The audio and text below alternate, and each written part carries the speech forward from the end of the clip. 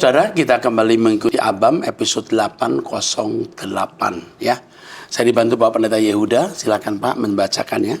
Ya, baik Pak. Yang pertama dari seorang pria 34 tahun menikah di Jakarta. Shalom Om Eras dan tim Truth ID. Saya seorang suami dengan 2 orang anak. Saya dan istri serta anak sudah ikut beribadah di MAG Mall Arta Gading, tetapi ibadah sore karena paginya kami masih beribadah di gereja bersama keluarga besar. Saya sudah mengikuti pengajaran Om Eras dari 2017, tetapi baru menghidupinya sungguh-sungguh di Desember 2022. Dan hidup saya berubah semenjak ikut doa pagi dan berani komitmen full untuk hidup kudus. Pertama-tama izinkan saya untuk mengucapkan terima kasih banyak untuk setiap pelayanan Om Eras dan tim. Juga dalam kesempatan ini izinkan saya untuk mengingatkan Om Eras dan tim juga seluruh pendengar Abam untuk menjaga kesehatan. Terima kasih. Terutama di daerah-daerah dengan tingkat polusi yang tinggi dan juga kabut asap akibat karhutla. Kebakaran hutan. Juga cuaca panas ekstrim yang melanda Indonesia. Semoga semua dilindungi dan dijagai dengan kesehatan dari Allah Bapa. Amin. Terima kasih Om Eras untuk kesempatan luar biasa ketika saya bisa belajar logos dengan pemahaman yang murni dan benar. Ini benar-benar merombak seluruh pemahaman Kristen saya, terutama bagaimana kita bisa mengenal Tuhan dengan benar dan menjalani tugas kita di dunia ini. Implikasi pengajaran ini sangatlah besar bila dipahami dengan tepat dan tanpa prasangka. Sedih rasanya ketika para teolog bisa dengan mudah mengucapkan kata sesat. Mereka seakan-akan sedang mengulang sejarah gereja masa lampau. Contohnya dulu gereja mengakui kepercayaan akan geosentri, bumi dalam kurung bumi sebagai pusat tata surya dari zaman Aristoteles 384 sebelum Masehi sampai 322 sebelum Masehi ke zaman Ptolemeus pada abad kedua. Pemahaman ini dipegang oleh gereja seluruh dunia karena dianggap sesuai dengan Alkitab. Dalam kurung berdasarkan kejadian Yosua yang meminta Allah untuk menahan matahari saat berperang dan Mazmur yang mengatakan Allah membuatkan tenda untuk matahari di atas langit dan terbitnya matahari dari timur dan bergerak ke barat. Tetapi kemudian pada tahun 1543 muncul Nikolaus Kopernikus, seorang ahli astronomi, matematika, kanonik Katolik, dalam kurung saat ini mungkin disebut teolog atau pendeta, dan ekonom, yang mendalami teori heliosentris, dalam kurung matahari sebagai pusat tata surya. Karena karya bukunya dan teori-teorinya dia dikatakan sesat dan menista agama, karena bertentangan dengan apa yang diajarkan oleh gereja-gereja zaman itu. Dia dikucilkan sampai akhir hayatnya, sampai dia menulis surat kepada Paus Paulus ketiga dengan isi, ada beberapa pembual yang berupaya mengkritik karya saya, padahal mereka sama sekali tidak tahu matematika, dan dengan tanpa malu menyimpangkan makna beberapa ayat dari tulisan-tulisan kudus, agar cocok dengan tujuan mereka. Mereka berani mengecam dan menyerang karya saya. Saya tidak khawatir sedikit pun terhadap mereka. Bahkan saya akan mencemooh kecaman mereka sebagai tindakan yang gegabah. Begitu juga dengan Galileo, astronom, ahli matematika, ahli fisika, pendeta, dan filsuf, yang membuktikan bahwa teori yang dinyatakan Kopernikus benar dan terbukti secara ilmiah. Dia dianggap sesat dan menista agama sampai masuk pengadilan gereja dan dihukum pengucilan sebagai tahanan rumah oleh otoritas gereja sampai hari matinya. Sampai akhirnya terbukti benar bahwa pusat dari tata surya kita adalah matahari. Kejadian ini bukan hanya terpengaruh pada Kopernikus dan Galileo. Para pengikutnya pun banyak yang disiksa dan mati, dibakar atau dikucilkan karena mengikuti apa yang diyakini oleh mereka. Bisa dibayangkan gereja membela sesuatu yang salah selama 1500 tahun lebih dan menyiksa orang yang bertentangan dengan pemahaman mereka. Mereka menyangkal progresivitas Injil demi kedudukan dan kuasa mereka. Di sini saya mengerti penjelasan di awal sekali ketika seminar Logos dimulai, ketika Om Eras menjabarkan maksud dari orang-orang Kristen yang hidup hanya berdasarkan dalam tanda kutip doktrin paten, dari apa yang diturunkan dari generasi ke generasi. Mereka menutup pintu akan kebenaran yang disingkapkan bila bertentangan dengan apa yang mereka percayai. Ini seperti perangkap iblis yang membuat orang Kristen tidak berkembang dan mengenal kebenaran yang asli. Tidak mengenal kebenaran yang asli. Ya. Ratusan atau mungkin ribuan orang mungkin meregang nyawa ketika keputusan konsili dibuat dan menyatakan ini dan itu. Mereka yang bertentangan langsung dikatakan sesat, dibunuh, atau dibakar karena dianggap menista agama. Inti dari semua cerita ini adalah saya percaya kalau Om Eras dan tim tulus untuk bisa membawa kita kembali ke rancangan Allah yang semula. Jadi perjuangan Om Eras dan tim sudah pasti gak akan mudah. Pasti berdarah-darah dan melelahkan baik emosi dan tenaga. Karena yang kita lawan itu kuasa dunia yang sudah membuat pola agar orang Kristen seperti mass production gereja. Dan satu yang saya percaya kalau apa yang Om Eras sudah ajarkan kepada kami akan menjadi benih iman yang terus tumbuh dan berkembang sampai terbukti bahwa kebenaran tidak akan bisa ditutupi. Sama seperti Kopernikus dan Galileo yang dikatakan sesat akan pengajarannya, tetapi ternyata benar. Apa tanggung jawab mereka yang dulu menyatakan hal itu sesat dan sudah menghukum mereka dan pengikutnya? Biar mereka bertanggung jawab di pengadilan Tuhan pada waktunya. Satu lagi Om Eras, akhir-akhir ini saya melihat Om mulai kehabisan kesabaran dengan manusia yang menyerang Om. Karena saya merasa strategi iblis berubah, yang sebelumnya menyerang Om secara langsung dan pribadi, tetapi tidak mempan. Dalam kurung terlihat dari santainya Om Eras dalam respon dan tenang dalam bertindak. Tetapi ketika strategi diganti dengan menyerang orang-orang yang Om Eras kasihi, terlihat kalau Om Eras sangat emosi dan kesat di ubun-ubun. Saya selalu mendoakan supaya Om bisa sabar dan tenang menghadapi serangan ini. Ingat Om, iblis lagi intip-intip untuk cari celah. Iblis mau coba buat Om Eras balik seperti dulu lagi ke manusia lama. Selama ini Om Eras sudah bermain dengan cantik dalam menghadapi masalah ini. Jadi pertahankan terus Om, jangan sampai gerasa gerusuk akhirnya salah langkah. Stop, terima kasih. Didengar. Saran satu lagi Om, untuk Abam yang sebentar lagi 1000 episode. Sudah hampir 1000. Bagaimana jika di episode ke-1000 nanti Abam dibuat live di MAG? Jadi dibuat interaktif baik lewat channel Truth ID maupun untuk yang datang di lokasi secara langsung. Sembari menjawab pertanyaan yang sudah menumpuk juga di email dan WhatsApp khusus seminar Logos yang Om janji mau buatkan satu sesi khusus. Ya, ini sedang dibuat dan dalam waktu singkat sudah muncul ya. Sudah ada 4 seri paling tidak, nanti bisa 6, 7, 8 seri. Jadi judulnya apa tadi? Menjawab Trinitas.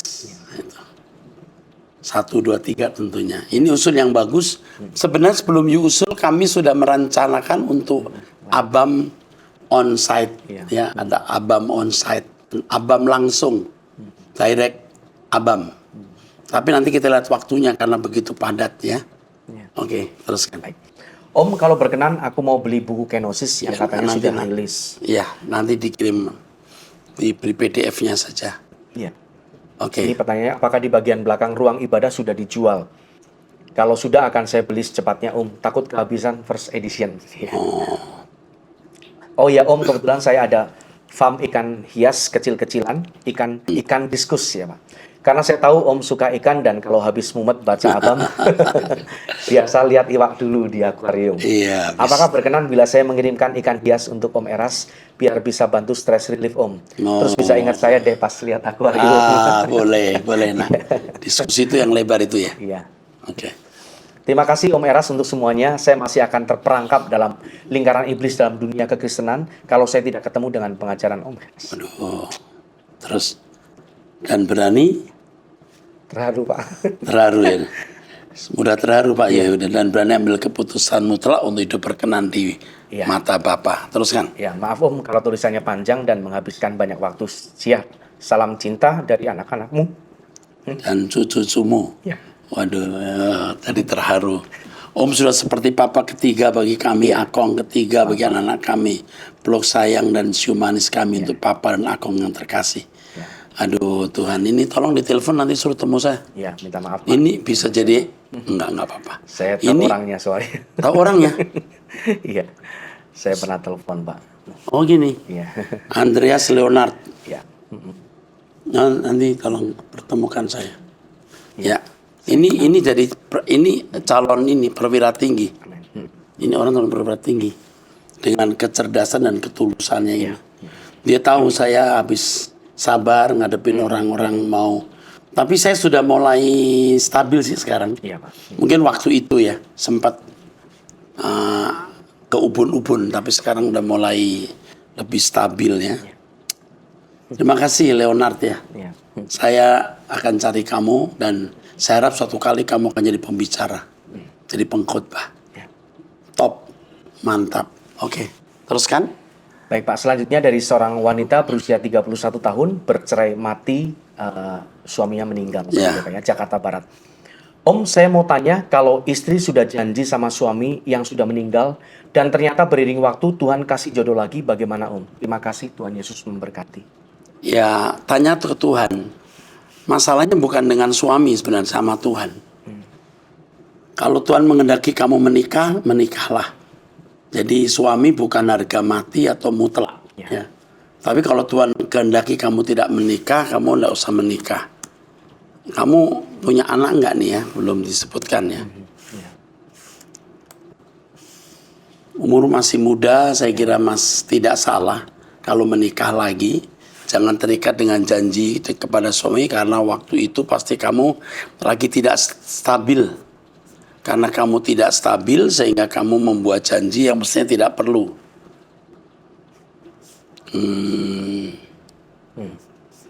Saya kira itu saja.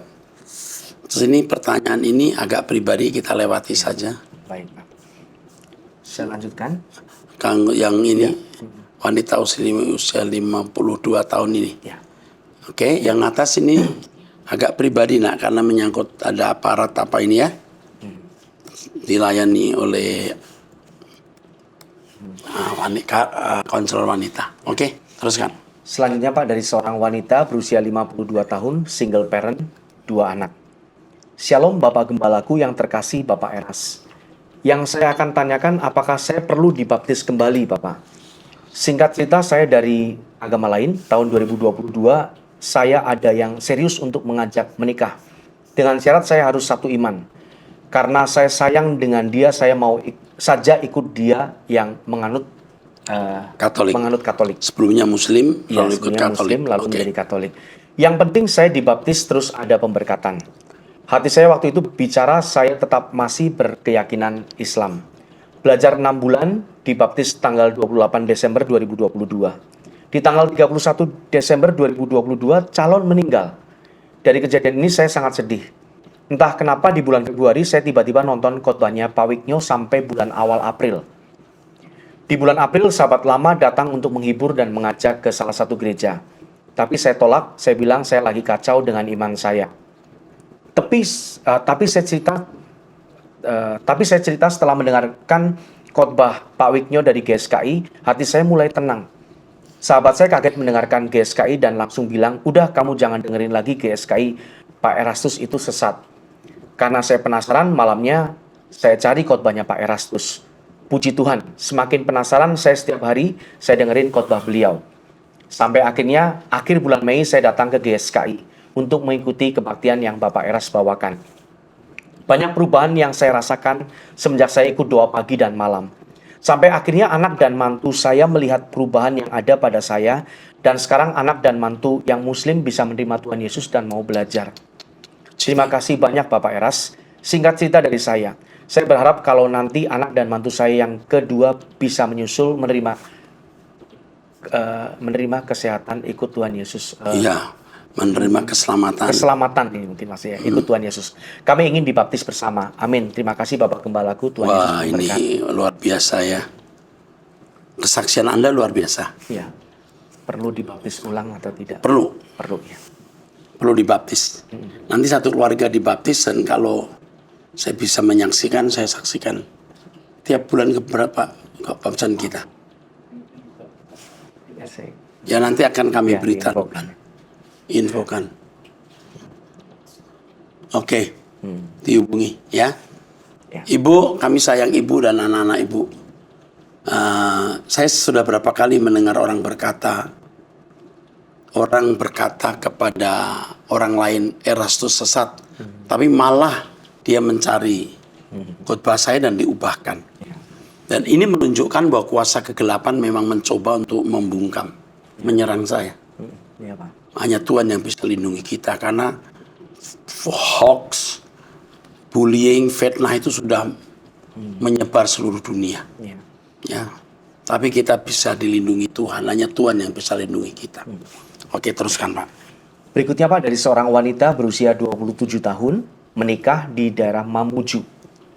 Shalom pendeta, saya seorang anak dan seorang ibu. Kami tinggal bersama, semua keinginan anakku dituruti oleh ayahku, sehingga membuat ibuku kelelahan. Anakku menangis sedikit, ayahku langsung menyalahkan orang lain hingga marah. Bahkan ketika saya melarang anakku dan anakku menangis, ayahku akan langsung marah. Tak kenal waktu, marahnya siang, malam, subuh. Jika saya berbicara, dia akan tambah marah. Tapi jika saya diam, kasihan anak-anak saya. Apa yang harus saya lakukan, Pak Pendeta? Saya sangat bingung. Terima kasih, Tuhan Yesus memberkati. Sebenarnya nanti kamu akan punya kesempatan keluar rumah.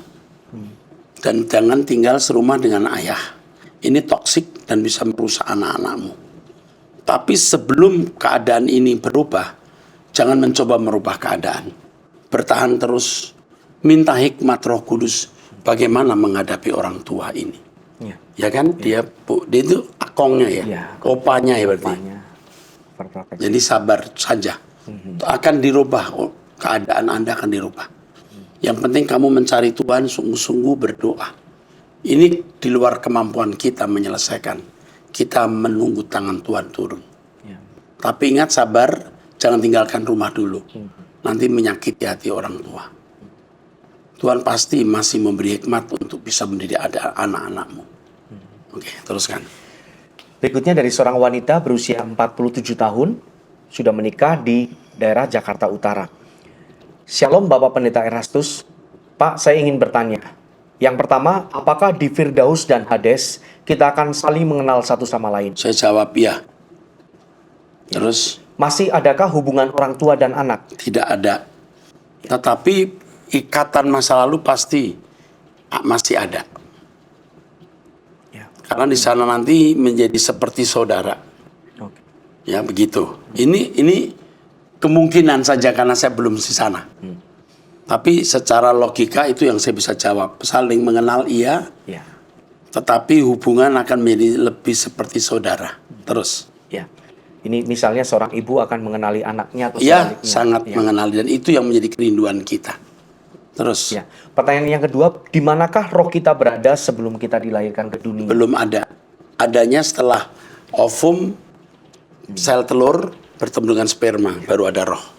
Oke, terus. Mengapa Allah mengizinkan anak-anak hasil pemerkosaan atau anak-anak yang tidak diinginkan oleh orang tuanya lahir ke dunia? Mereka tidak pernah minta dilahirkan. Jadi Tuhan memang sudah memberikan hukum bahwa pertemuan antara sperma dan ovum itu jadi anak. Ada pasangan suami istri yang resmi nggak pernah punya anak. Perkosaan malah ada. Tetapi itu juga kemungkinan yang sangat khusus, sangat kecil. Ada kecil kemungkinan karena pada waktu pemerkosaan itu kalau wanita menolak biasanya banyak hal yang memungkinkan sperma terbuang. Ya. Tetapi kalaupun jadi, pasti Tuhan punya rencana besar untuk anak itu.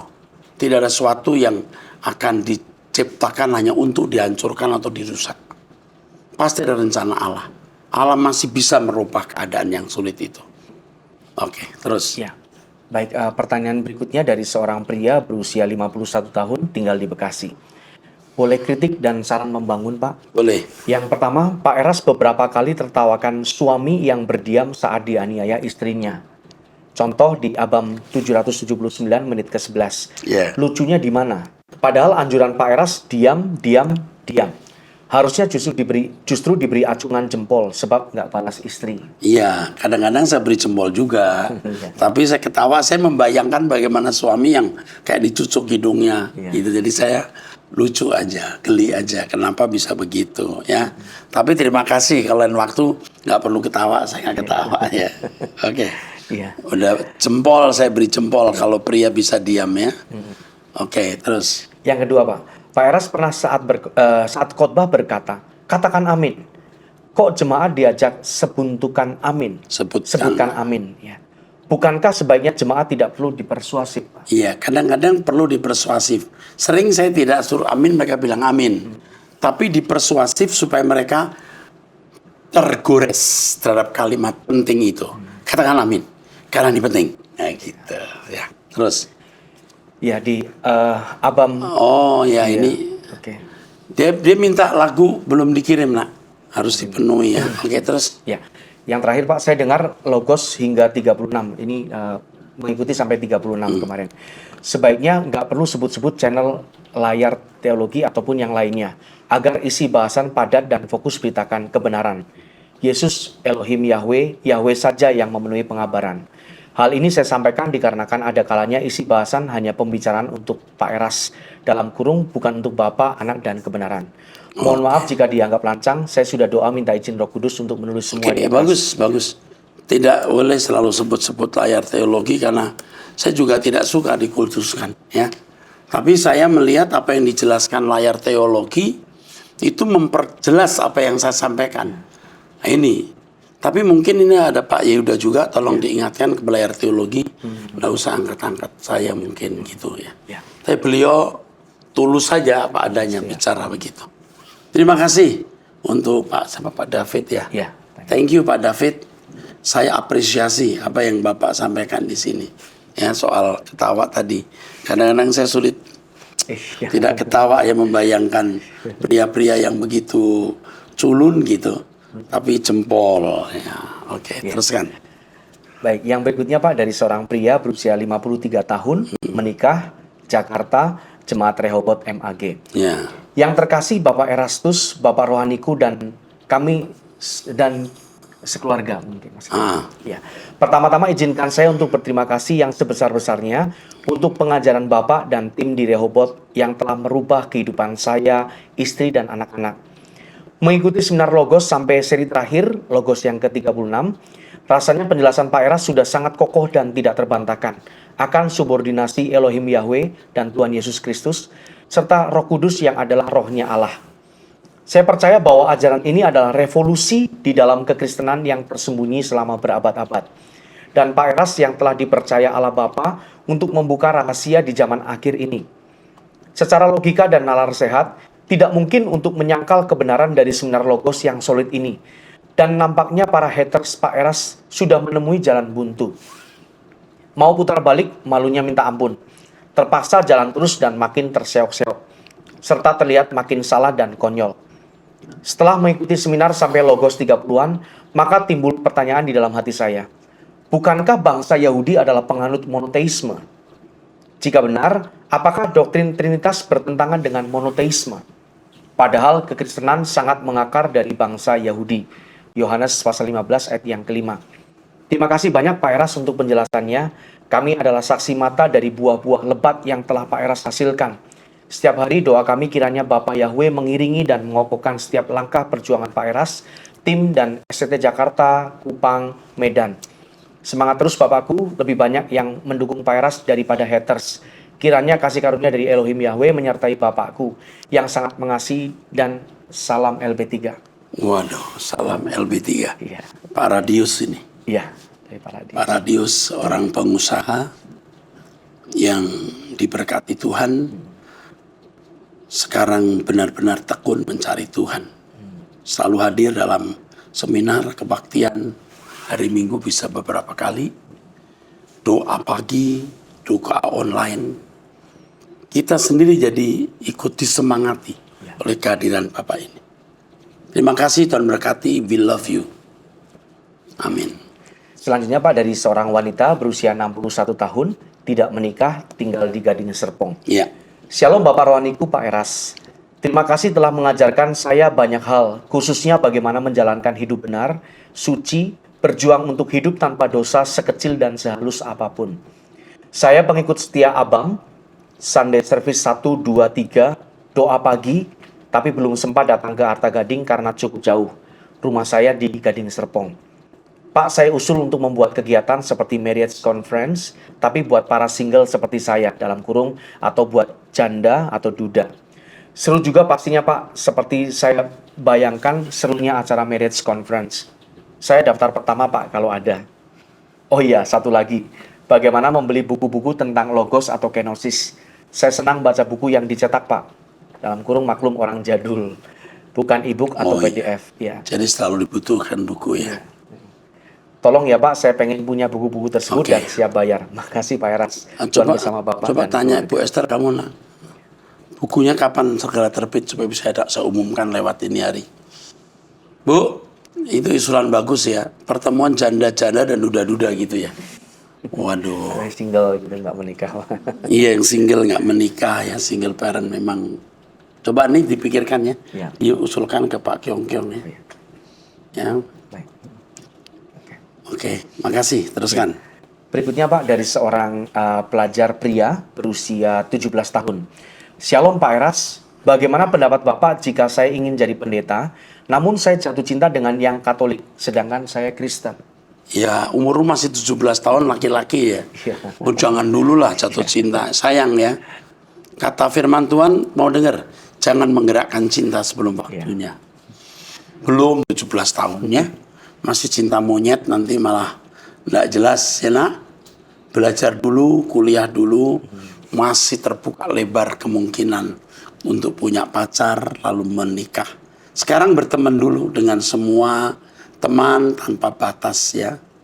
Nggak usah pakai TTM juga ya, teman tapi mesra ya. Bergaul aja seluas-luasnya, lebih asik. Karena kalau sudah punya pacar, kamu terikat. Kau bergaul dekat dengan orang lain, kamu diomeli nanti.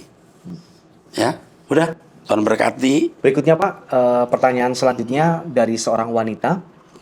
Yang terkasih Bapak Eras, lama saya mau tanya perihal ini. Soal kerajaan 1000 tahun. Apakah itu nanti setelah pengangkatan? Dan apakah itu sama dengan langit baru dan bumi baru? Terima kasih Bapak. Ya, kerajaan 1000 tahun bukan langit baru, bumi baru. Ya, nanti ada ceramah khusus mengenai kerajaan 1000 tahun. Sebab kalau saya jelaskan satu kalimat, nanti orang jadi bingung. Ya, yang penting ada langit baru, bumi baru. 1000 tahun tidak ada artinya dibanding dengan langit baru, bumi baru. Ya, oke, teruskan. Ya. Berikutnya dari seorang wanita berusia 38 tahun menikah. Ada 2 pertanyaan, Pak. Yang pertama, Shalom Pak Eras, saya sangat berterima kasih untuk pelayanan Bapak yang telah menyelamatkan nyawa saya dan hingga sekarang terus mengubahkan saya untuk menjadi manusia standar yang layak diterima di rumah Allah Bapa. Bulan Oktober saya akan pindah keluar dari Kelapa Gading, kemungkinan akan sulit datang beribadah di GSKI MAG karena masalah kendaraan. Lokasi yang terdekat ke rumah kami nanti adalah gereja kami dulu sebelum GSKI. Sekitar 2 tahun lalu kami berhenti beribadah ke gereja sebelumnya karena ternyata gembala gereja tersebut terlibat perselingkuhan dengan wanita anggota jemaat dan sudah terjadi beberapa kali kontinu dalam kurun waktu sekian tahun dengan wanita-wanita yang berbeda-beda. Info tersebut sudah terbukti bukan hoax dan kasus terakhir terjadi dengan teman wanita kami sendiri sesama jemaat yang sudah sampai ke ranah hukum. Sampai akhirnya gembala tersebut membuat surat pernyataan maaf diumumkan di sosial media. Saya tidak yakin apakah sekarang gembala tersebut sudah benar-benar bertobat dan hidup dalam Tuhan.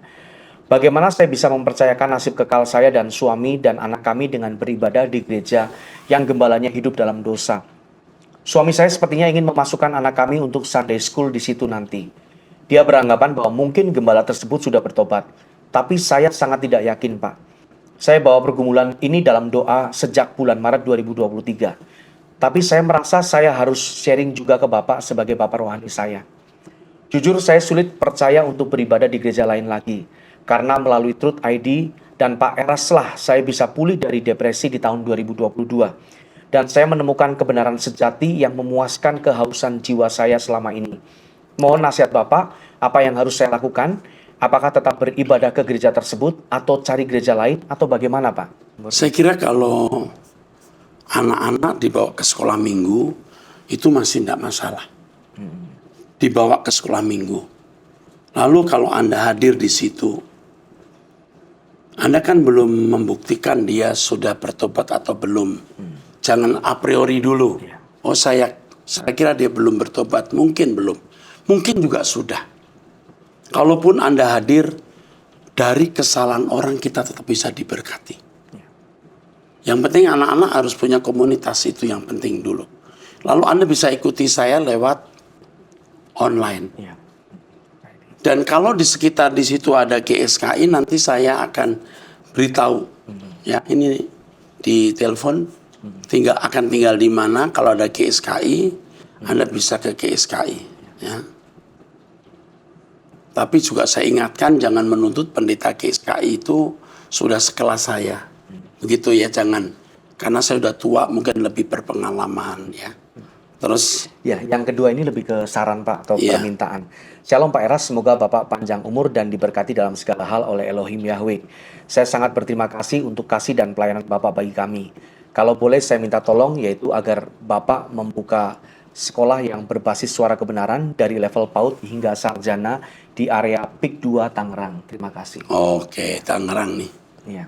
Oke, nanti saya masukan itu kita pikirkan. Kami sedang memikirkan memang. Iya. Bagaimana punya sekolah dari SD, SMP, ya sekarang SMA sudah ada, ya, Ekumenik Christian High School. Nanti untuk tingkat SMP sedang kami pikirkan, terutama untuk tempat, ya. Sebab kami mengadakan SMA di commercial space ini mahal sekali. Terima kasih, kami mendukung dari jauh. Jika ada masalah yang bisa kami bantu, hubungi kami bantu. Anda tetap menjadi keluarga GSKI Rehoboth Kelapa Gading. Saya gembalamu, orang tuamu. Oke, saya kira cukup ya. Ya. Kita ketemu di episode 809 ya. Tuhan memberkati.